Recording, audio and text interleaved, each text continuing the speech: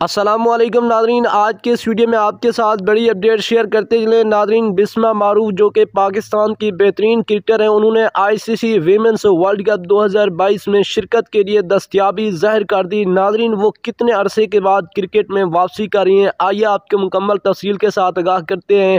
اس سے پہلے اگر آپ نے ابھی تک ہماری ویڈیو کو لائک نہیں کیا تو ویڈیو کو لائک کر دیں، چینل پر پہلی مرتبہ وزٹ کر رہے ہیں تو چینل کو سبسکرائب کر کے ساتھ لگے بیل آئیکن کو بھی پریس کر دیں تاکہ آپ کو ایسی انفارمیٹیو نیوز وقت پر ملتی رہے۔ ناظرین، بیٹی کی پیدائش کے بعد بسمہ معروف کی کرکٹ میں واپسی ہونے جا رہی ہے۔